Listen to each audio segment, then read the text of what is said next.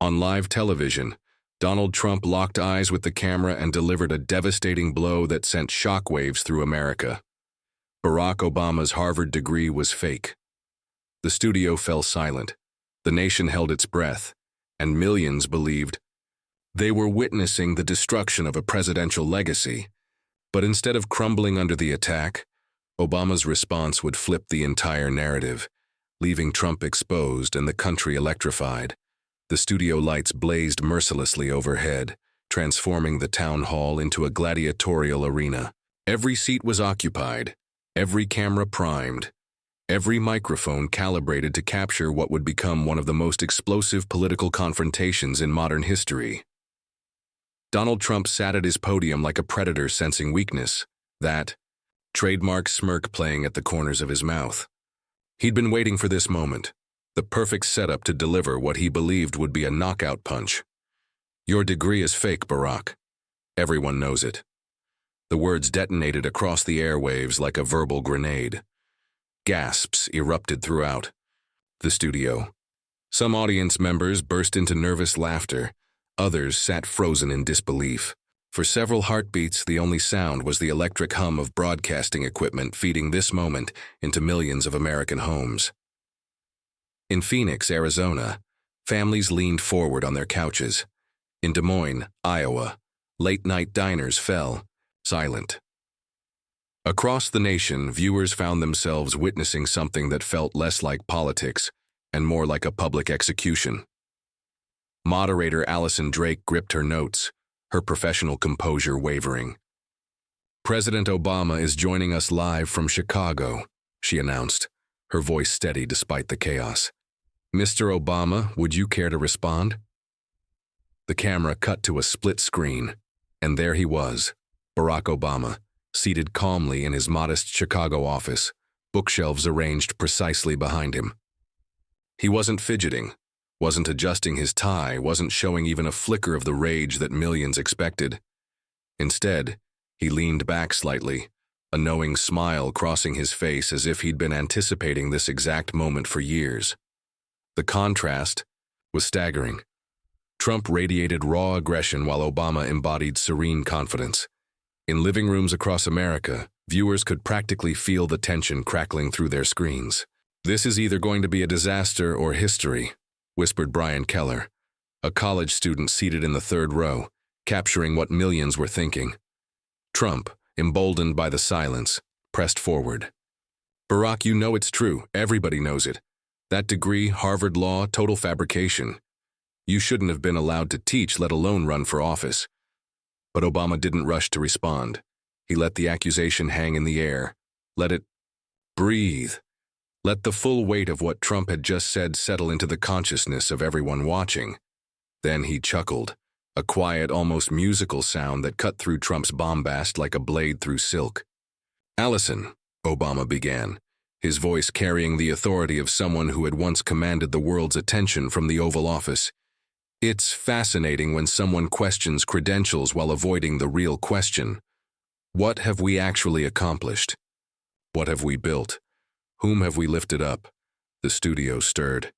Something was shifting. Obama continued, his tone remaining conversational, yet pointed. "I've spent years in classrooms, teaching brilliant young minds about constitutional law. Some of them are now making history themselves. Judge Linda Carver, for instance, is presiding over crucial cases in Cincinnati. Daniel Brooks is fighting for civil rights in Detroit. If my degree was fabricated, then I suppose they imagined every lecture, every late-night study session, every moment I challenged them to think deeper." A wave of applause began building in the studio, growing stronger with each word. Trump's smirk faltered as Obama leaned forward slightly, his voice taking on a steelier edge. "The truth doesn't need to shout, Donald. It doesn't need to attack. It simply stands there, patient and immovable, until people recognize it for what it is." At that moment, millions of viewers weren't just hearing words. They were witnessing two fundamentally different approaches to power. One relied on demolition, the other on construction. And while the night was far from over, it was clear that the first round had gone to the man who chose substance over spectacle.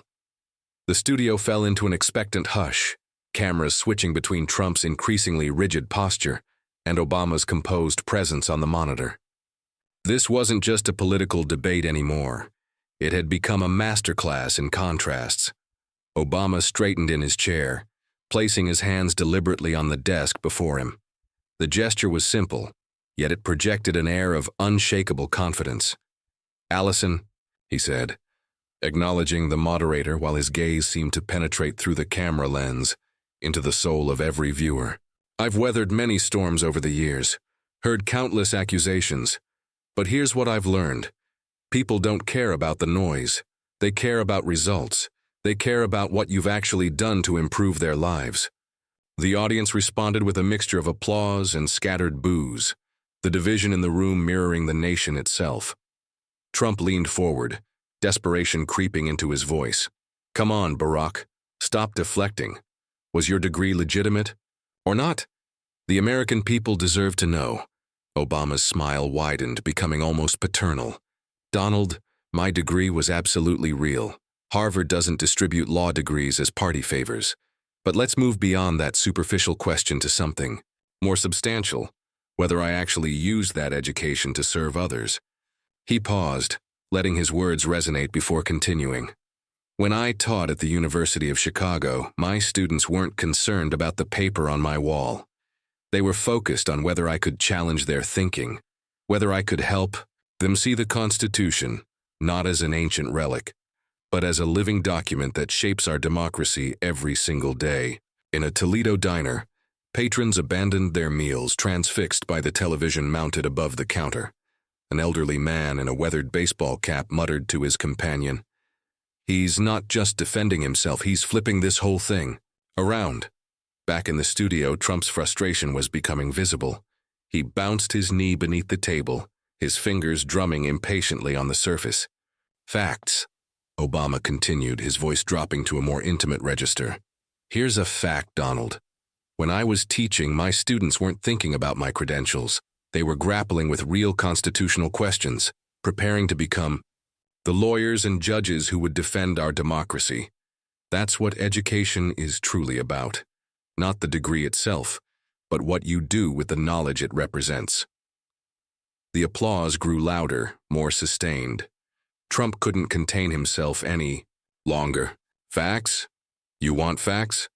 Everything about your story is manufactured, Barack. You had every advantage handed to you on a silver platter." The audience reaction was immediate and harsh. Groans, boos, even some of Trump's supporters looking uncomfortable with the personal attack. Obama, however, remained unruffled. "If everything was handed to me, Donald, then why was I still paying off student loans well into my 40s? That's a reality millions of Americans understand intimately. It's precisely why education matters so profoundly. Because it's not about where you start in life. It's about how far you can rise when given the opportunity to learn and grow." The studio erupted in the loudest applause yet. Several audience members rose to their feet, their enthusiasm infectious. Moderator Allison Drake attempted to regain control. "Gentlemen, let's remember this forum is meant to address policy as much as personality." But her words were lost in the crowd's response. Obama had struck a nerve that resonated far beyond partisan politics.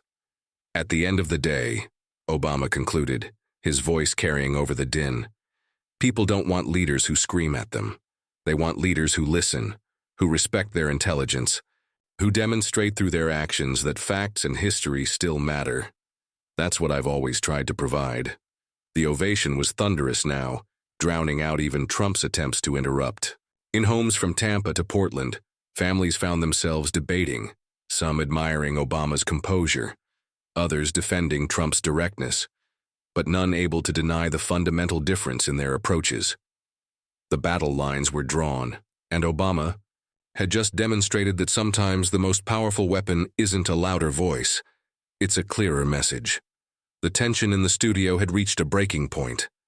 Trump's face was flushed, his usual confidence replaced by visible agitation.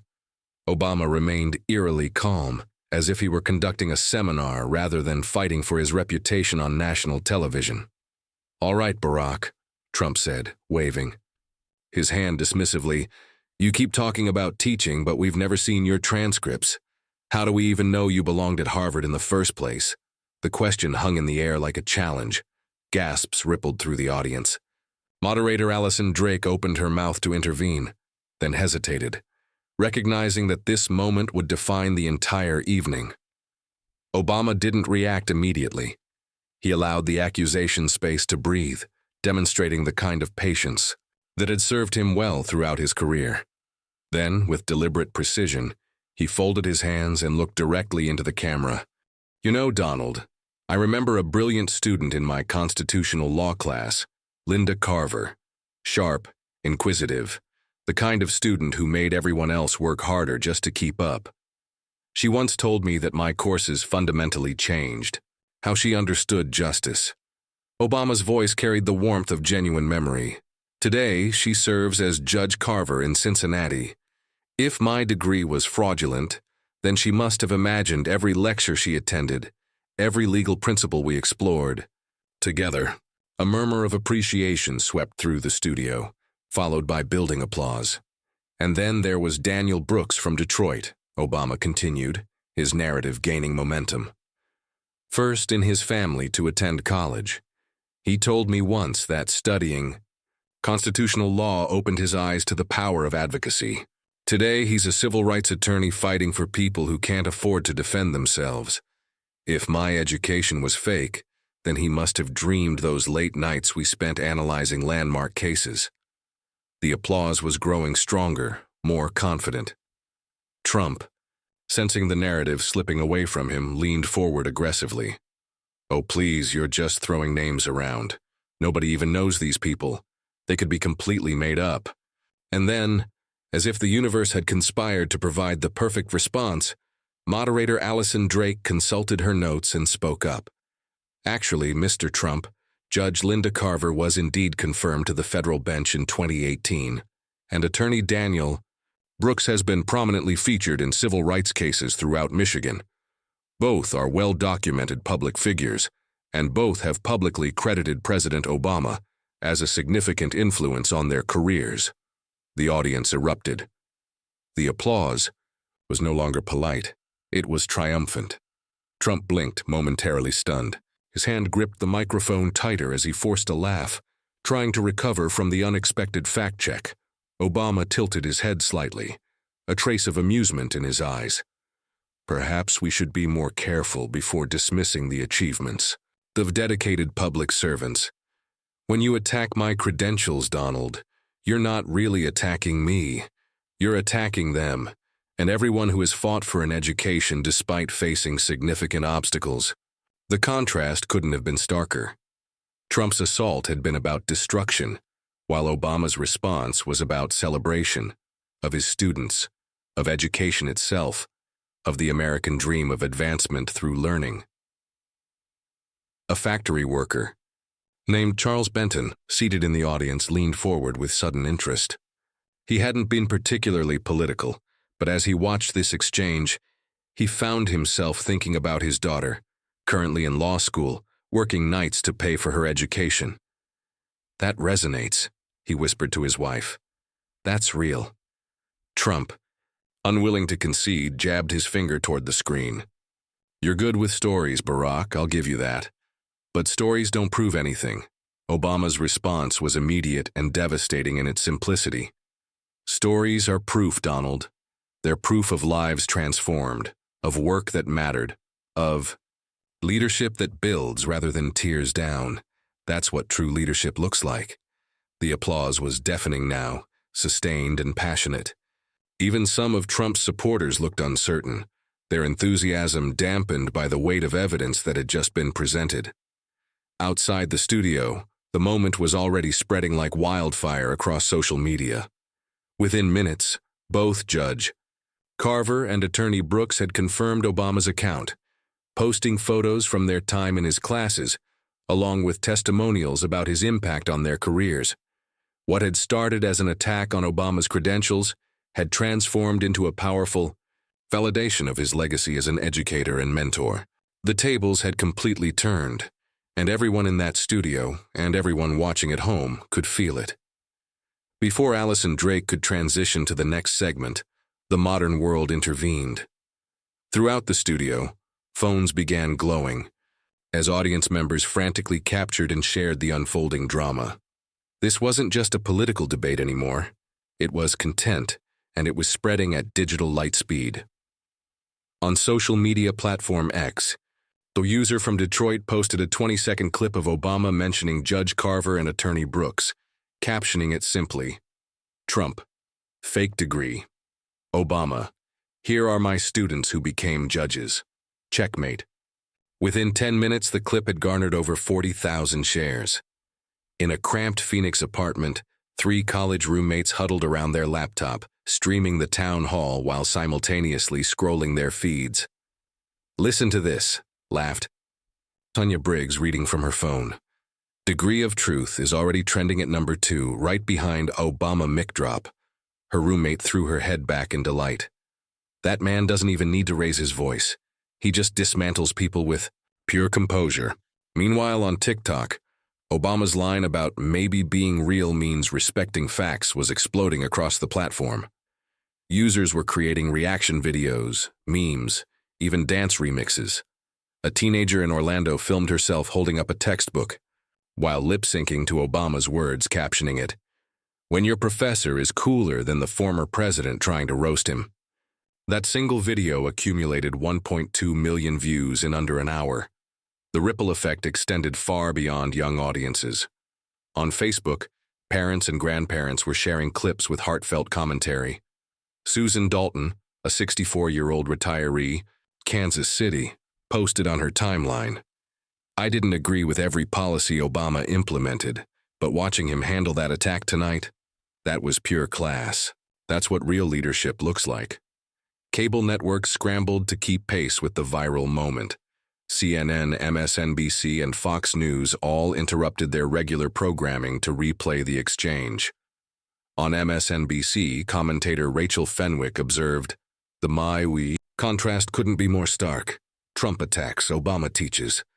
One tears down, the other builds up."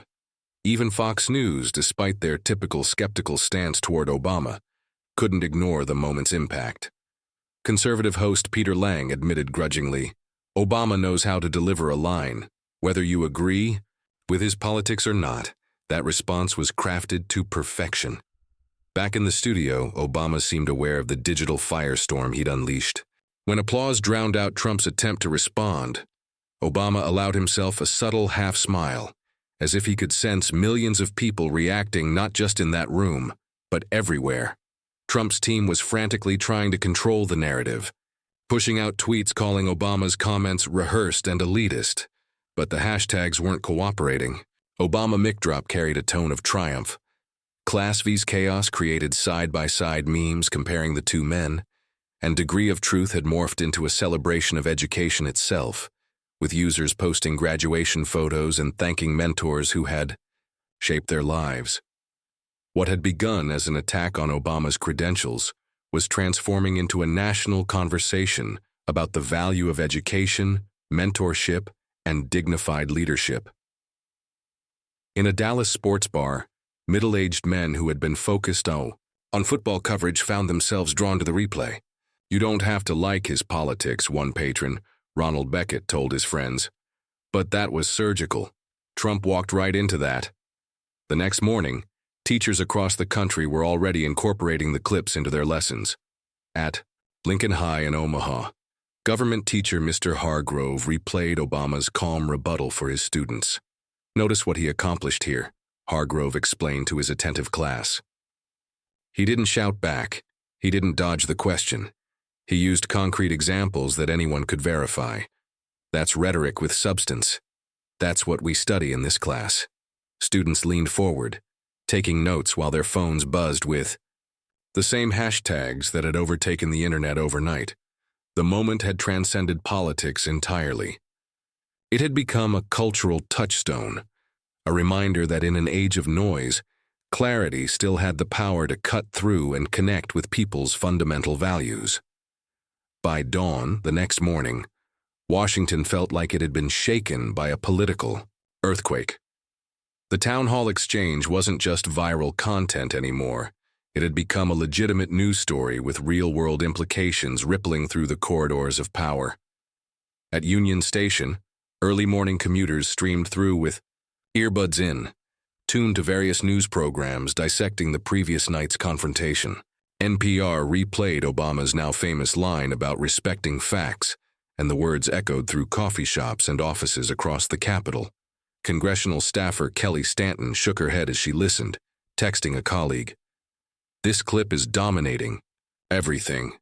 Even some of our own people think Trump went too far."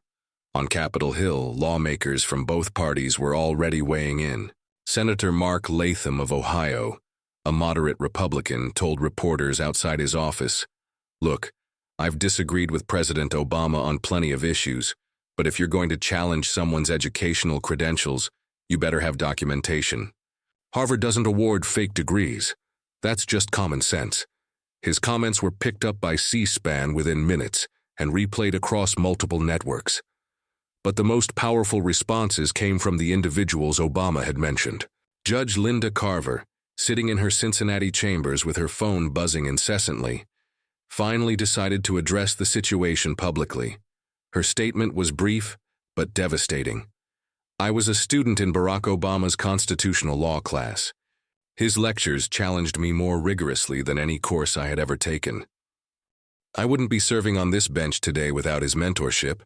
To question his credentials is to question the foundation of my career, and I assure you, both are absolutely real." Within an hour, that statement was leading headlines across every major news network. Attorney Daniel Brooks followed suit, posting a video from his modest Detroit office. The background was humble, a desk stacked with case files, a slightly tilted bookshelf, but his message was crystal clear. "I spent 3 years in Barack Obama's classroom," he said, looking directly into the camera. "He didn't just teach us the law. He showed us how to think critically about justice. If you want to call his degree fraudulent, you're calling my education fraudulent too. And I'm here fighting cases every day that prove otherwise." The video spread across social media faster than his team could track. Civil rights organizations retweeted it, law professors shared it, and ordinary citizens commented with messages like, "This is what receipts look like." Legal scholars across the country began speaking to the press. Professor Evelyn Marks, a constitutional law expert at Georgetown, appeared on PBS. "You can certainly criticize Barack Obama's political decisions, but you cannot erase his academic record. This is someone who served as editor of the Harvard Law Review, who published respected legal scholarship, who mentored an entire generation of attorneys. Facts, as they say, are stubborn things." The White House press briefing became a battleground. Reporter after reporter grilled Press Secretary James Mallory about Trump's accusations. "Does the president have evidence supporting these claims?" one journalist demanded. "Has anyone verified these allegations?" He pressed another. Mallory's non-answers only fueled the narrative that Trump had overreached without foundation. In coffee shops from Columbus to Madison, ordinary Americans debated the exchange. "You don't have to love Obama," one man told his friend over morning coffee. "But degrees aren't fake just because someone says they are. That's not how reality works." His companion chuckled. "It's like arguing the sky isn't blue. Completely pointless." Social media had evolved beyond simple viral content into something more substantial. People were posting their own educational stories, sharing photos of diplomas, and thanking teachers who had believed in them. A mother in Tulsa posted a picture of her daughter's nursing certificate with the caption, "Education is earned, not given. Thank you to every educator who believed in her. Respect matters." The post was shared over 200,000 times. Late-night television seized on the moment with particular relish.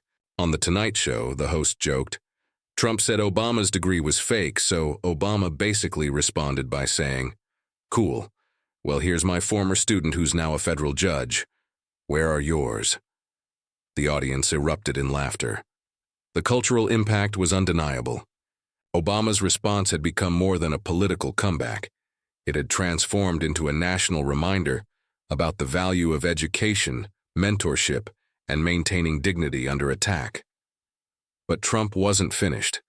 His next move would push the confrontation into even more dangerous territory, testing the limits of political discourse and Obama's legendary composure. The town hall had long since abandoned any pretense of following a structured format.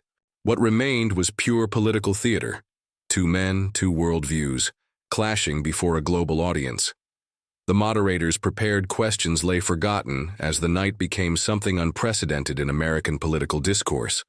Trump's frustration had reached a boiling point.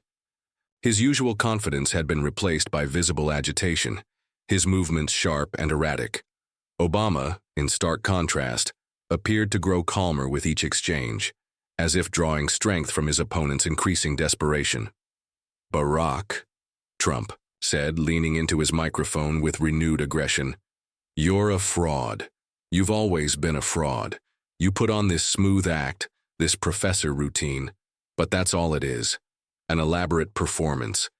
The American people are tired of being fooled."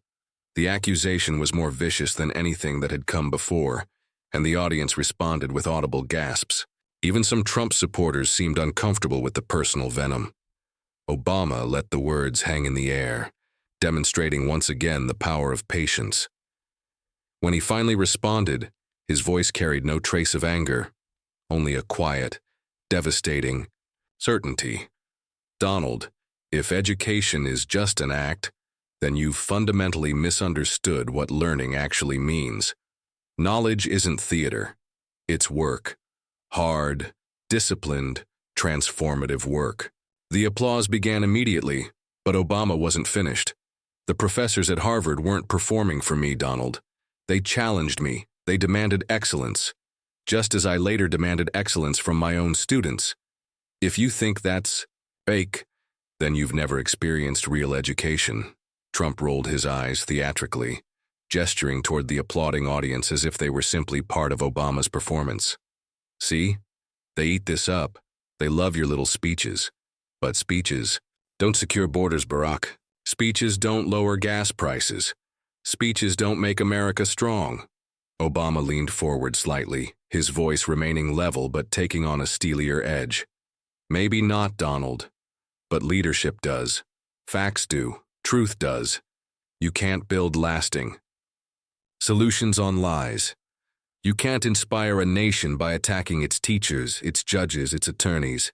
That's not strength, that's weakness." The studio erupted. The applause was no longer polite, it was passionate, sustained, defiant. Several audience members rose to their feet. Trump slammed his hand on the table, his composure finally cracking completely. "Don't lecture me about weakness, Barack. I built an empire. I ran this country. He jabbed his finger toward the screen. "You read books and talk to students." The words landed like a slap. Even Trump's supporters looked uncomfortable, with the obvious disdain for education embedded in the attack. Obama's response was swift and devastating. "Well, Donald, I'll gladly be remembered as someone who read books and talked to students. Because those students are now serving this country, defending this country, strengthening this country. That's what real leadership looks like, investing in others rather than just promoting yourself." The ovation was thunderous. In living rooms, across America, families found themselves cheering. Even Trump's attempt to pivot to policy criticism fell flat as Obama calmly dismantled each point with specific examples and measurable results. "The record speaks for itself," Obama concluded. "We pulled this nation out of its worst recession in generations. We expanded health care so families didn't have to choose between medicine and mortgage payments. We restored respect on the world stage when respect was in short supply. You may not like those accomplishments, Donald, but they happened. Those aren't fake degrees. Those are real results." Trump was visibly rattled now, his usual media savvy abandoning him. He gripped his microphone like a lifeline, muttering responses that the audience couldn't quite hear. Moderator Allison Drake finally managed to interject, her voice strained. "Gentlemen, I want to remind both of you that this forum is meant for substantive policy discussion." "Substantive?" Trump interrupted, his voice rising. "They want to see a fraud exposed in real time. He pointed again at Obama. Barack, you've been lying your entire career about your degree, about your record, about everything. You fooled America once. You won't fool them again. The words were venomous, desperate. The audience reacted with a mixture of boos and stunned. Giannis Hor, Obama remained perfectly still, then spoke with quiet, unshakable conviction. Donald, if you believe you can erase a lifetime of work with a single insult, you're mistaken. The truth isn't fragile. It doesn't need to shout. It stands firm, it endures, and the people watching tonight, they know the difference. The studio exploded in applause. People weren't just clapping, they were cheering, standing, expressing something deeper than political preference. They were responding to dignity under attack, to grace under pressure, to the fundamental American belief that character matters. Trump sat back, visibly deflated. Obama, meanwhile, leaned back in his Chicago office chair, composed as ever, his presence somehow amplified by the chaos around him. The confrontation had reached its peak, but Obama's most devastating blow was still to come, a line that would echo through American political discourse for years to come. The studio had become a cauldron of tension and anticipation.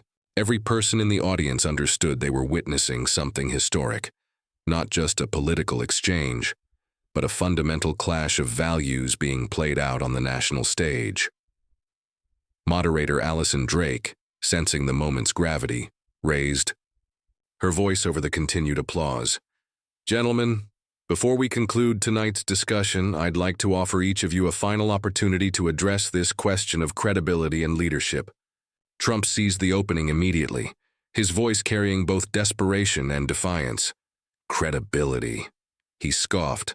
I've built skyscrapers that touch the clouds. I've signed paychecks for thousands of workers. I've negotiated with world leaders and closed deals that others said were impossible. Barack talks. That's what he does. He gives speeches. He makes people feel good. But feelings don't win wars. Feelings don't build economies. My credibility is written in steel and concrete, in the buildings that bear my name. I wouldn't be serving on this bench today without his mentorship. To question his credentials is to question the foundation of my career, and I assure you, both are absolutely real. Within an hour, that statement was leading headlines across every major news network. Attorney Daniel Brooks followed suit, posting a video from his modest Detroit office. The background was humble, a desk stacked with case files, a slightly tilted bookshelf, but his message was crystal clear. I spent 3 years in Barack Obama's classroom, he said, looking directly into the camera. He didn't just teach us the law. He showed us how to think critically about justice. If you want to call his degree fraudulent, you're calling my education fraudulent too. And I'm here fighting cases every day that prove otherwise. The video spread across social media faster than his team could track. Civil rights organizations retweeted it, law professors shared it, and ordinary citizens commented with messages like, "This is what receipts look like." Legal scholars across the country began speaking to the press. Professor Evelyn Marks, a constitutional law expert at Georgetown, appeared on PBS. You can certainly criticize Barack Obama's political decisions, but you cannot erase his academic record. This is someone who served as editor of the Harvard Law Review, who published respected legal scholarship, who mentored an entire generation of attorneys. Facts, as they say, are stubborn things. The White House press briefing became a battleground. Reporter after reporter grilled Press Secretary James Mallory about Trump's accusations. Does the president have evidence supporting these claims? One journalist demanded. Has anyone verified these allegations? Pressed another. Mallory's non-answers only fueled the narrative that Trump had overreached without foundation. In coffee shops from Columbus to Madison, ordinary Americans debated the exchange. You don't have to love Obama, one man told his friend over morning coffee. But degrees aren't fake just because someone says they are. That's not how reality works. His companion chuckled. It's like arguing the sky isn't blue, completely pointless. Social media had evolved beyond simple viral content into something more substantial. People were posting their own educational stories, sharing photos of diplomas, and thanking teachers who had believed in them. A mother in Tulsa posted a picture of her daughter's nursing certificate with the caption, "Education is earned, not given. Thank you to every educator who believed in her. Respect matters." The post was shared over 200,000 times. Late-night television seized on the moment with particular relish. On The Tonight Show, the host joked, "Trump said Obama's degree was fake, so Obama basically responded by saying, 'Cool, well here's my former student who's now a federal judge. Where are yours?'" The audience erupted in laughter. The cultural impact was undeniable. Obama's response had become more than a political comeback. It had transformed into a national reminder about the value of education, mentorship, and maintaining dignity under attack. But Trump wasn't finished. His next move would push the confrontation into even more dangerous territory, testing the limits of political discourse and Obama's legendary composure. The town hall had long since abandoned any pretense of following a structured format. What remained was pure political theater. Two men, two worldviews, clashing before a global audience. The moderator's prepared questions lay forgotten as the night became something unprecedented in American political discourse. Trump's frustration had reached a boiling point. His usual confidence had been replaced by visible agitation, his movements sharp and erratic.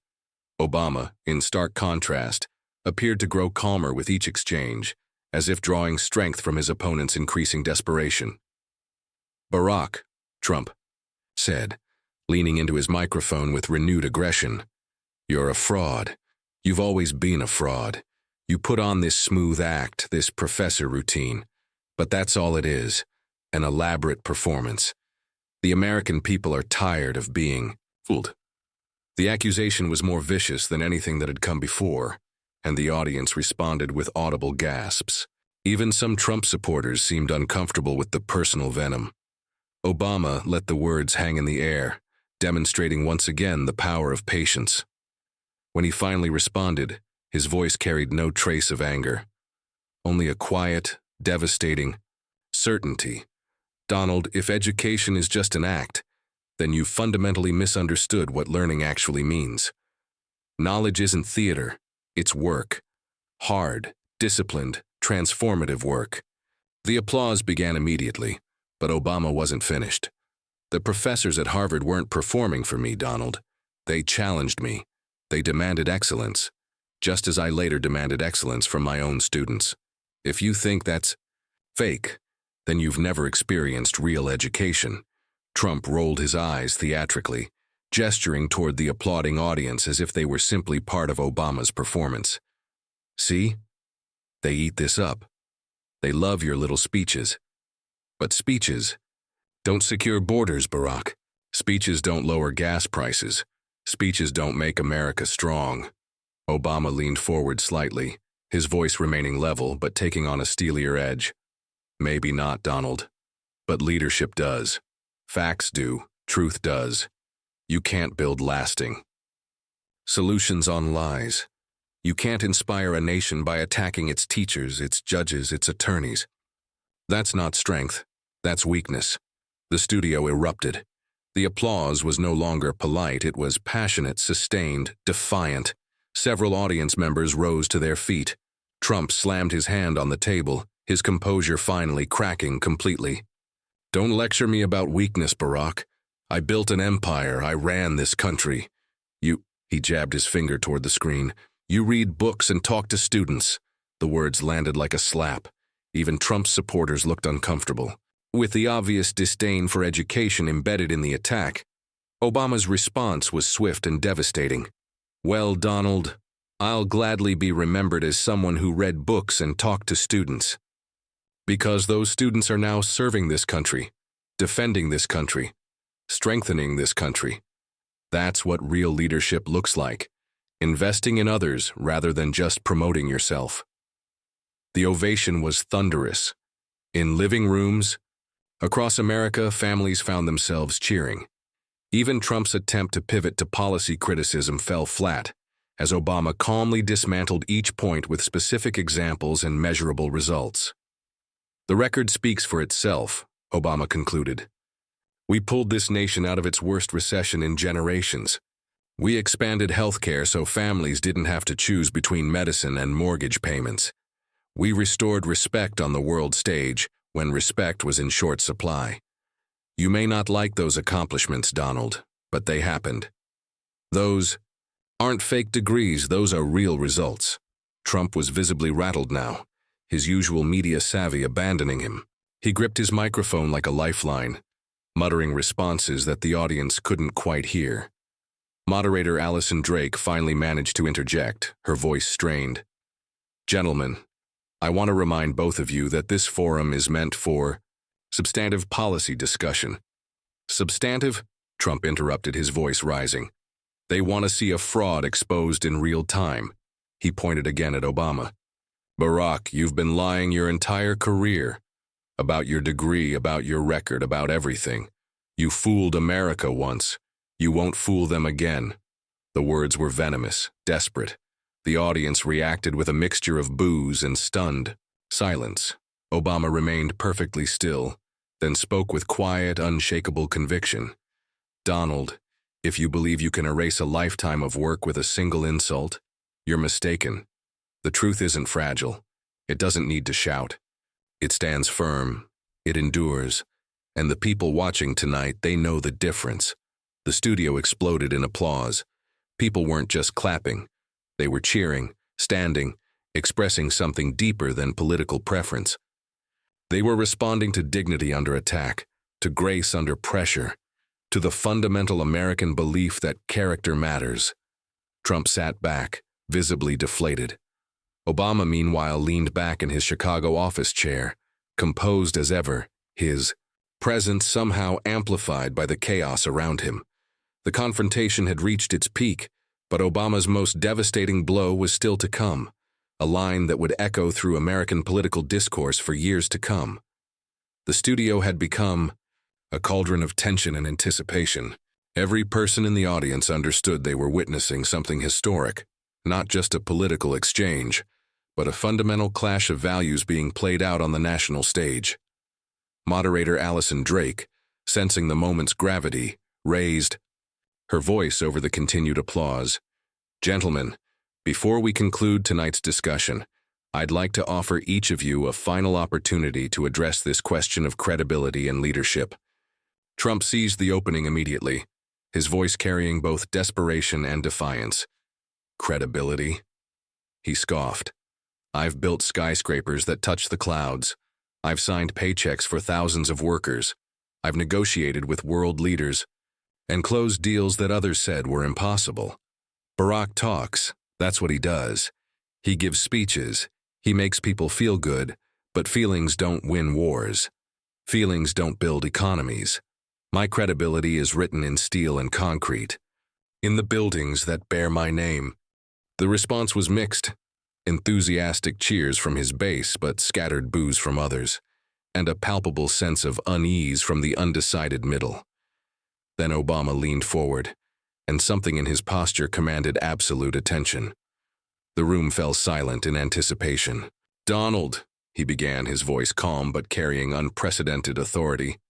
You've built things, yes, towers, casinos, golf courses. Some succeeded, others failed. That's the nature of business, and there's nothing wrong with that. He paused, letting the acknowledgement settle before delivering the blow. But credibility isn't about what you build for yourself. It's about what you build for others. I built classrooms filled with future judges and civil rights attorneys. I built policies that gave millions of Americans access to health care. I built bridges with allies when our relationships were strained. That's what education is supposed to prepare you for, not just personal success, but service to something larger than yourself. The applause built steadily, but Obama wasn't finished. He leaned closer to the camera, his voice taking on a more intimate yet more powerful tone. If my degree was fake, then Judge Carver must have imagined every constitutional law textbook we studied together. If my degree was fake, then Daniel Brooks must have dreamed every late-night session where he challenged my interpretations until he found his own voice as an advocate. The room was completely quiet now. hanging on every word. And if my degree was fake, Obama continued, his voice rising slightly for the first time all evening, then maybe we should compare resumes, Donald.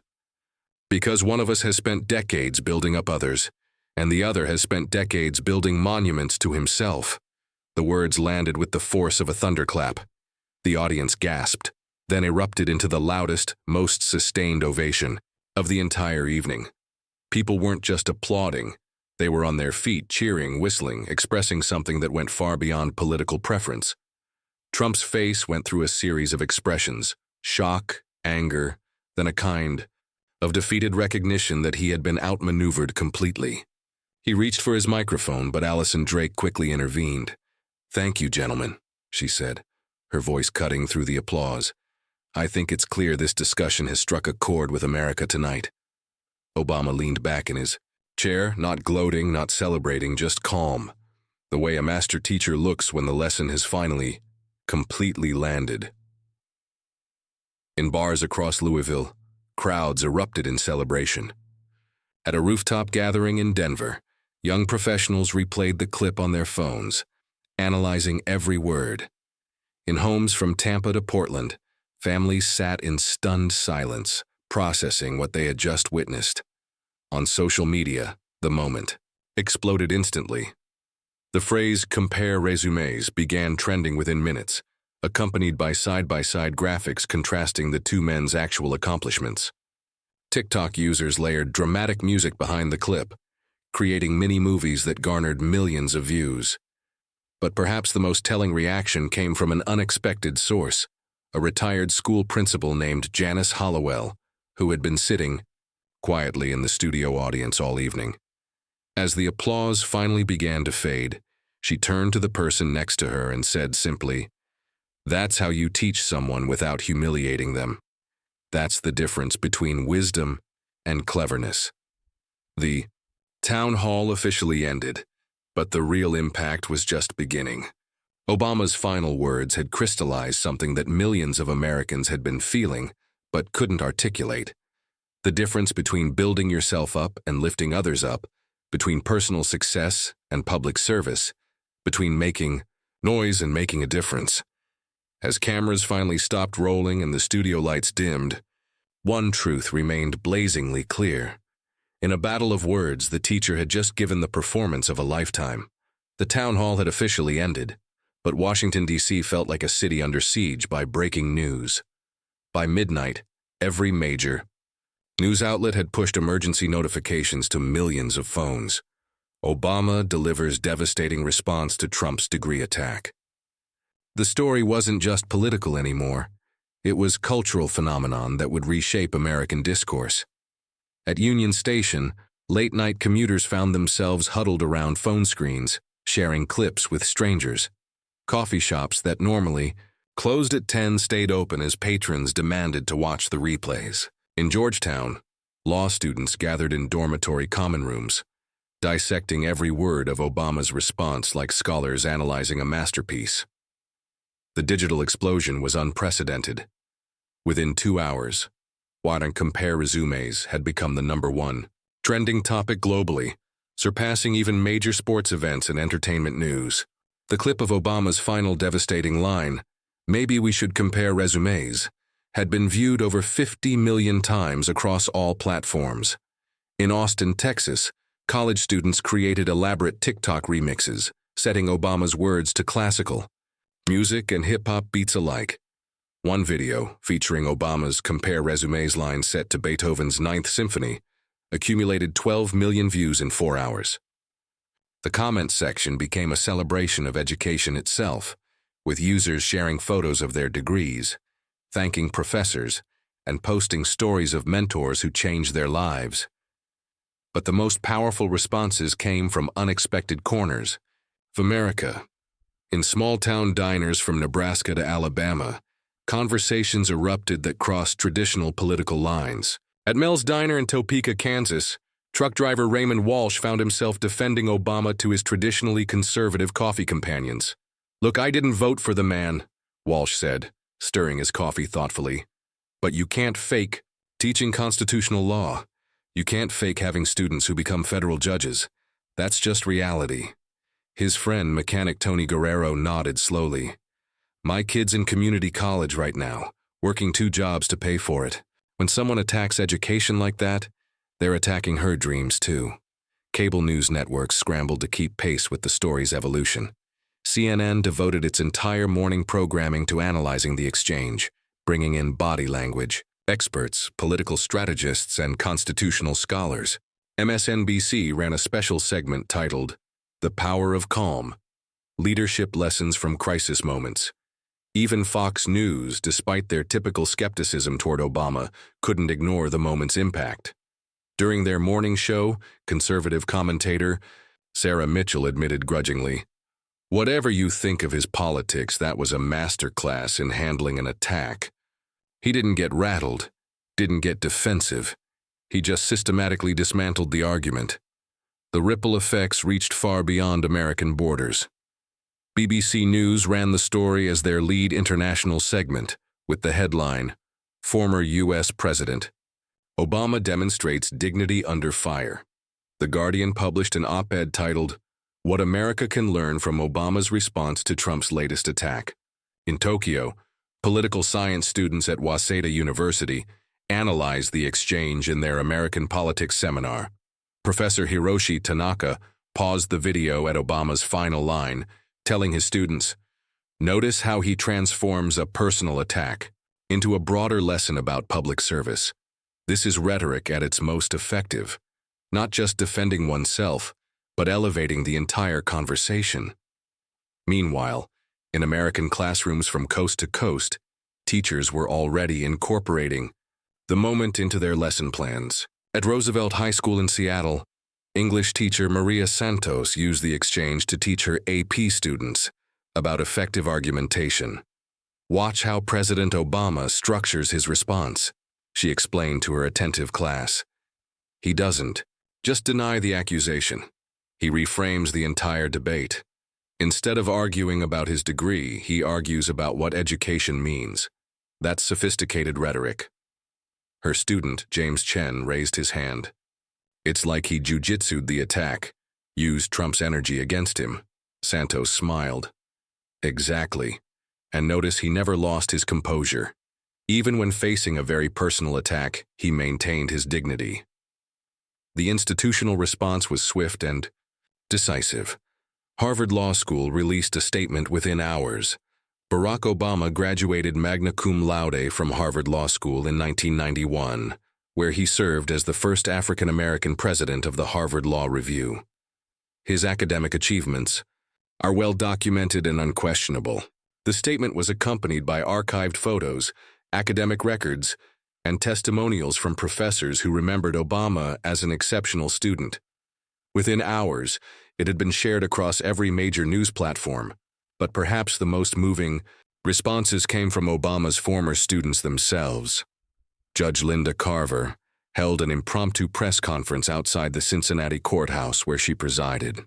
"I want to be absolutely clear," she said, her voice steady and authoritative. "Barack Obama was not just my professor, he was my mentor. His constitutional law classes were the most challenging intellectual experience of my academic career. He pushed every student to think deeper, to question assumptions, to understand that law is not just rules on paper, but the foundation of justice itself." She paused, looking directly into the cameras. "To suggest that his education was fraudulent is not just an attack on him. It's an attack on every student he taught, every lawyer he mentored, every judge who learned from him. And I can assure you, we are all very real, and we are all better public servants because of his teaching." The clip went viral immediately, shared by legal organizations, civil rights groups, and ordinary citizens who recognized authenticity when they heard it. Attorney Daniel Brooks organized something even more powerful, a video conference featuring dozens of Obama's former students now serving as judges, attorneys, law professors, and public defenders across the country. The testimonials were overwhelming in their consistency and detail. "He taught us that the Constitution isn't just history. It's a living document that shapes how we protect people's rights today," said Judge Patricia Williams from Atlanta. His Socratic method was legendary, added civil rights attorney Marcus Johnson from Philadelphia. He'd challenge your assumptions until you found your own voice as a lawyer. I still use his teaching techniques in my own law classes, contributed Professor Angela Davis from Howard University Law School. The video, professionally edited and distributed across social media, became a powerful counter-narrative to Trump's accusations. It wasn't just Obama defending himself anymore. It was an entire generation of legal professionals defending their mentor and their shared commitment to justice. In political circles, the response was equally dramatic. Republican Senator Lisa Murkowski of Alaska, known for her independent streak, told reporters, "I've had my policy disagreements with President Obama, but this attack crossed a line. You don't question someone's educational credentials without evidence, and you certainly don't dismiss the value of teaching and mentorship." Her comments sparked a broader conversation within Republican ranks about the dangers of anti-intellectual rhetoric. Several GOP senators privately expressed concern that Trump's attack would alienate educated suburban voters who were already skeptical of the party's direction. Democratic leaders, meanwhile, seized on the moment as proof of their party's commitment to education and dignity in public discourse. Senate Majority Leader Chuck Schumer called Obama's response a masterclass in how to handle attacks with grace and substance. But the real impact was being felt in communities across America. In Birmingham, Alabama, a group of African-American lawyers organized an impromptu gathering at the historic 16th Street Baptist Church to discuss the exchange's significance. "What President Obama showed us tonight," said Attorney Janet Washington, addressing the packed sanctuary, "is that excellence is the best response to hatred. When they try to diminish our achievements, we respond with facts. When they try to erase our contributions, we respond with evidence." The crowd responded with sustained applause, many wiping away tears. In rural Montana, the response was more complex but equally meaningful. At a truck stop near Billings, drivers gathered around a television broadcasting the replay. The conversation was heated but respectful, with many expressing surprise at Obama's composure. "I still don't agree with his policies," said driver Mike Henderson, "but I respect how he handled that. No yelling, no name-calling, just laid out the facts. That's how a president should act." His colleague, Betty Rodriguez, nodded. "My daughter just started at Montana State. When someone attacks education like that, they're attacking kids like her who are working their butts off to make something of themselves." The economic impact was immediate and surprising. Applications to law schools across the country spiked overnight, with admissions officers reporting record-breaking interest in constitutional law programs. Harvard Law School's website crashed temporarily due to traffic volume, as prospective students researched Obama's academic background. Educational organizations seized the moment to advocate for increased funding and respect for teachers. The National Education Association released a statement. "President Obama's response reminds us why education matters, not just for individual advancement, but for the health of our democracy itself." Social media continued to evolve the story in unexpected directions. Teachers across America began sharing their own stories using #Teachers Are Real, posting photos with students who had gone on to achieve remarkable things. The hashtag became a celebration of educators everywhere, from elementary school teachers to university professors. One particularly viral post came from Maria Gonzalez, a high school teacher in Phoenix. 30 years of teaching. Hundreds of students who are now doctors, lawyers, engineers, teachers themselves.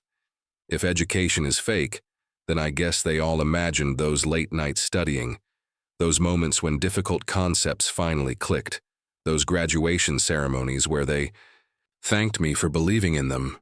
"Your teachers are real. Education matters." The post was shared over 800,000 times, sparking similar testimonials from educators worldwide. But perhaps the most significant long-term impact was beginning to emerge in polling data. Within 48 hours, independent polling organizations detected a measurable shift in public opinion. Voters consistently rated Obama's response as presidential and dignified, while describing Trump's attack as unfair and divisive. More importantly, the exchange seemed to crystallize broader concerns about political discourse in America. Focus groups revealed that voters were exhausted by personal attacks and yearned for leaders who could elevate debates rather than degrade them. The moment was becoming more than just a viral video. It was becoming a cultural watershed, a reminder of what political leadership could look like when grounded in substance rather than spectacle. 1 week after the town hall, the reverberations were still spreading through American society, like ripples from a stone dropped in still water. What had begun as a political confrontation had evolved into something far more significant, a national conversation about dignity, education, and the soul of American leadership. In classrooms across the nation, teachers found themselves referencing the exchange, as it had come to be known. At Jefferson Elementary in Detroit, fourth-grade teacher Mrs. Patricia Johnson used simplified clips to teach her students about responding to bullies with facts rather than insults. "When someone says something mean about you," she explained to her attentive class.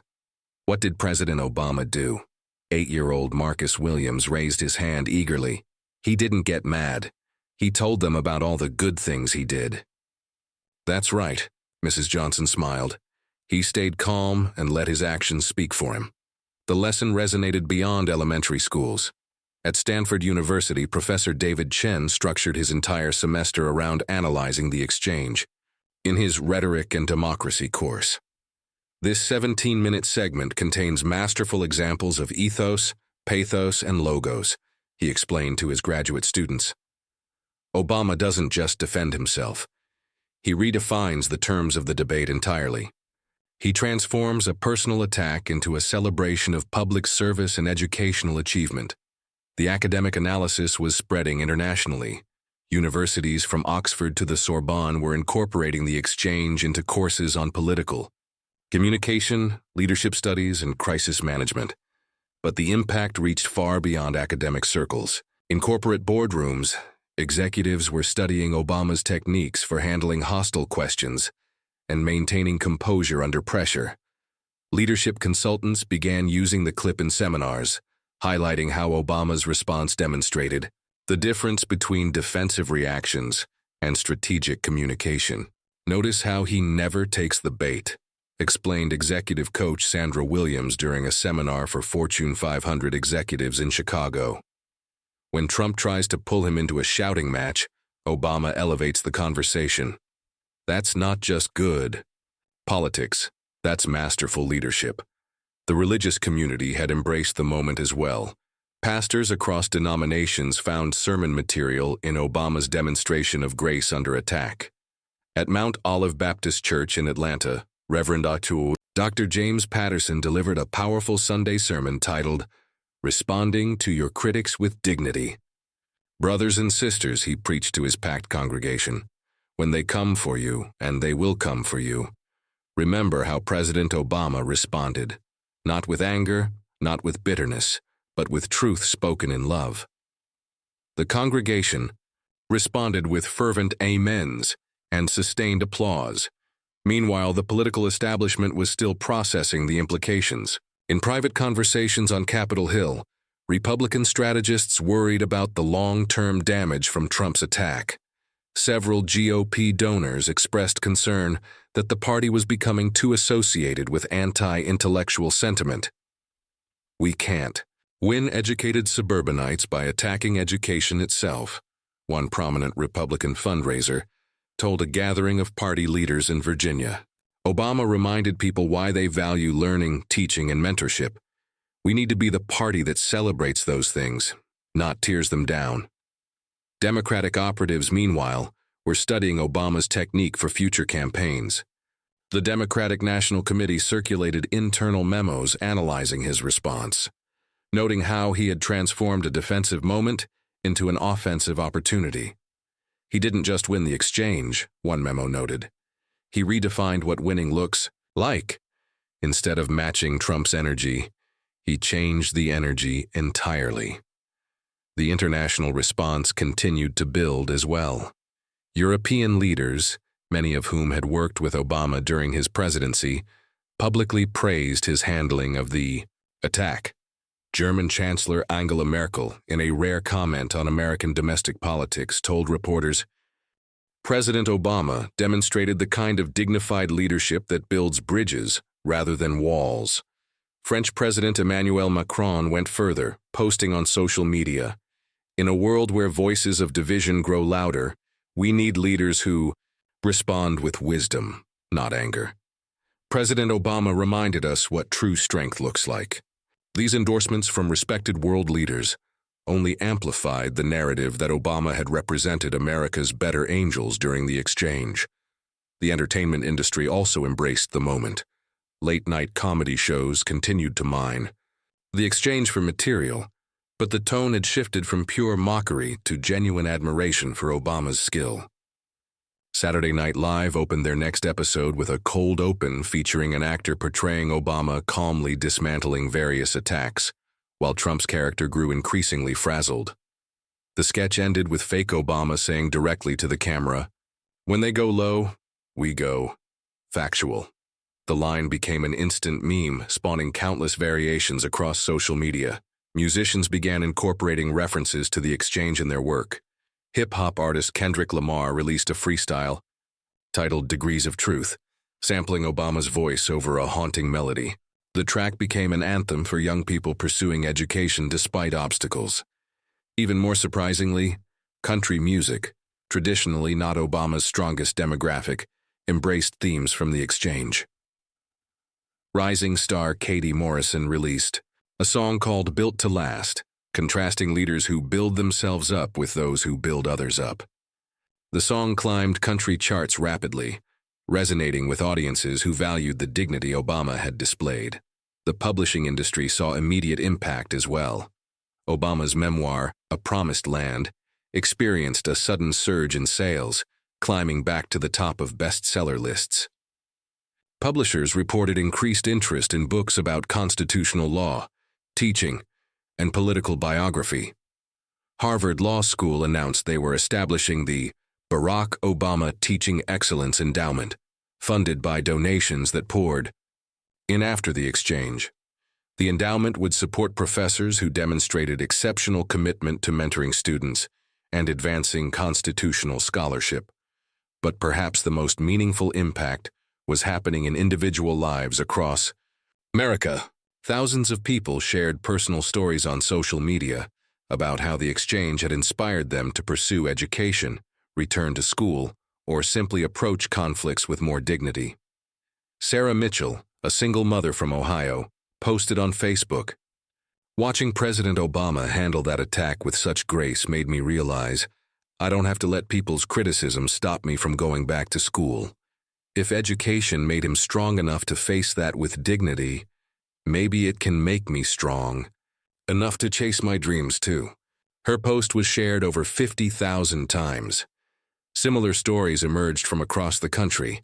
Veterans inspired to use their GI benefits for college, parents encouraging their children to pursue advanced degrees, teachers feeling renewed pride in their profession.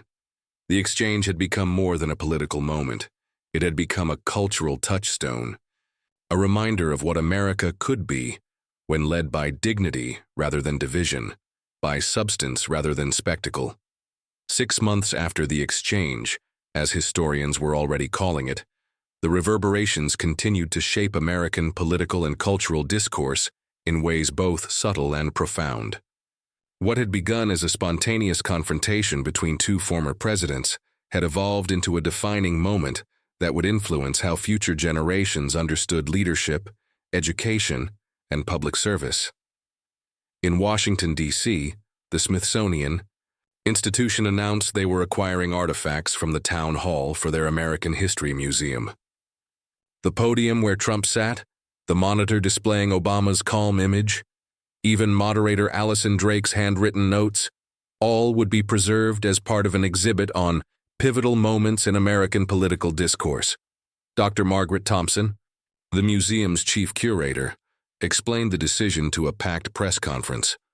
This exchange represents a turning point in how Americans think about leadership under pressure. Future generations will study this moment to understand how dignity and preparation can triumph over aggression and improvisation. The academic community had fully embraced the exchange as a teaching tool. Harvard Business School developed a case study titled Crisis Communication and Character: Lessons from Public Leadership, which became required reading in MBA programs nationwide. The case study analyzed not just what Obama said, but how he said it. The calculated pauses, the strategic name-dropping of former students, the way he reframed attacks as opportunities.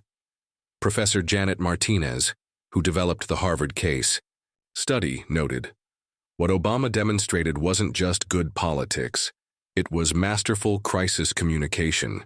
He showed how preparation, authenticity, and strategic thinking can transform a potentially damaging moment into a defining victory." Law schools across the country had gone even further, with many now requiring courses on constitutional law and public discourse that use the exchange as a central text. Students analyzed not just Obama's legal knowledge, but his pedagogical approach, how he had essentially turned a hostile interview into a teaching moment for the entire nation. At Yale Law School, Professor David Kim explained to his constitutional law class, "Notice how President Obama doesn't just cite legal precedent. He makes the abstract personal by mentioning specific students. He transforms a debate about credentials into a celebration of mentorship and the multiplying effects of education." The international academic community had embraced the moment as well. Oxford University's said business school invited Obama to deliver their annual leadership lecture, specifically asking him to discuss the techniques he had employed during the exchange. The lecture, titled Grace Under Fire: Leadership in the Age of Personal Attack, was viewed by over 10 million people worldwide. During the lecture, Obama reflected thoughtfully on that pivotal night. "I learned long ago that the most powerful response to personal attack isn't counterattack. It's to remind people what you stand for and what you've actually accomplished. When someone tries to diminish your achievements, you don't diminish theirs in return. You simply present the evidence and let people judge for themselves." The publishing industry continued to benefit from the renewed interest in Obama's approach to leadership. The Audacity of Hope experienced its highest sales figures since Obama's presidency, while new biographies focusing on his teaching years became bestsellers. Publishers reported unprecedented interest in books about constitutional law, political biography, and educational philosophy. More significantly, the exchange had sparked a broader cultural conversation about the value of education and expertise in American society. Polling data consistently showed increased respect for teachers, professors, and educational institutions. In the months following the town hall, the National Education Association reported that teaching applications had increased by 15% nationwide, with many applicants specifically citing Obama's defense of education as inspiring their career choice. Maria Santos, who had changed careers from marketing to teaching after watching the exchange, explained her decision to a local news reporter. "When I saw how President Obama honored his students and celebrated education, I realized that teaching wasn't just a job, it was a calling to shape the future." Political consultants across the spectrum were studying Obama's techniques for their own clients. Republican strategist David Walsh, despite his party affiliation, incorporated Obama's approach into his training seminars for conservative candidates.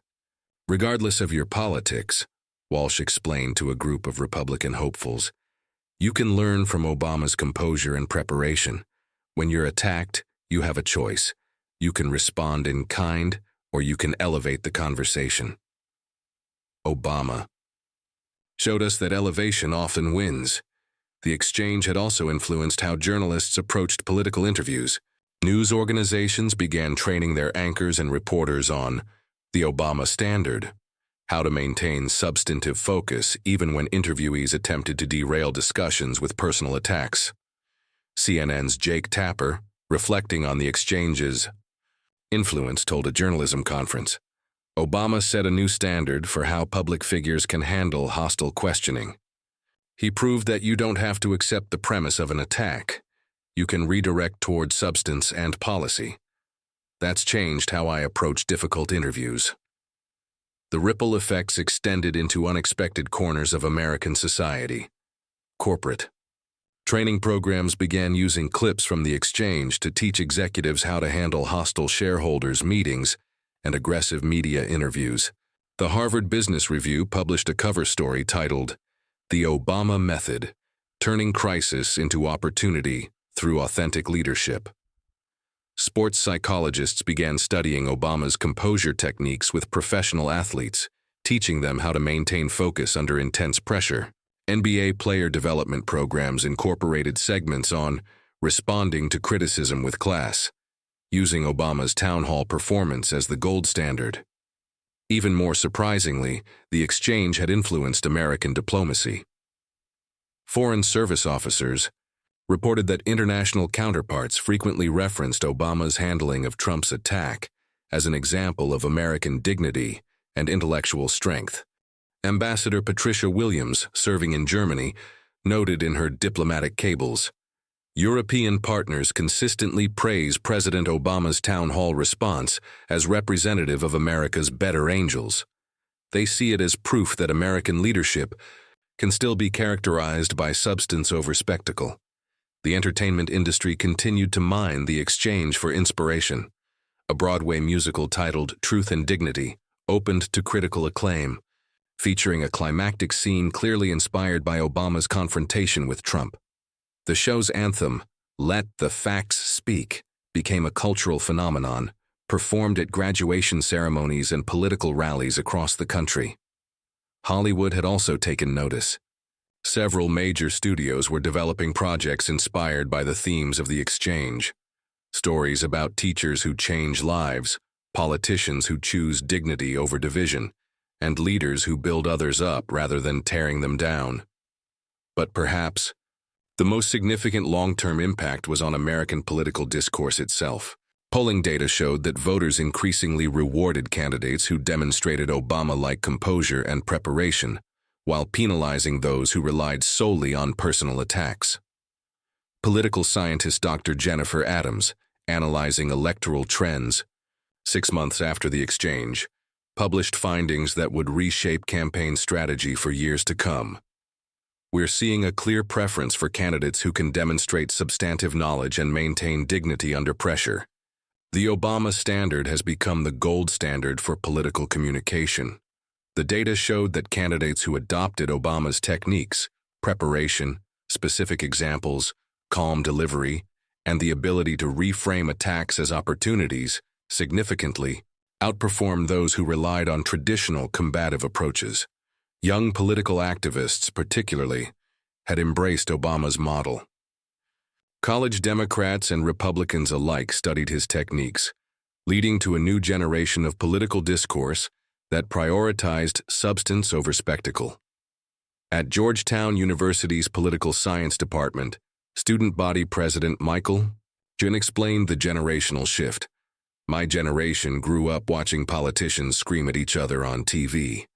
President Obama showed us there's another way, that you can be powerful without being loud, that you can win arguments with facts, instead of insults.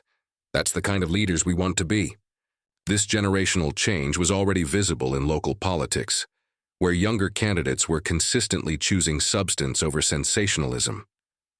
Municipal elections across the country saw increased voter turnout, with exit polls showing particular enthusiasm for candidates who demonstrated Obama-like qualities of preparation, composure, and respect for education.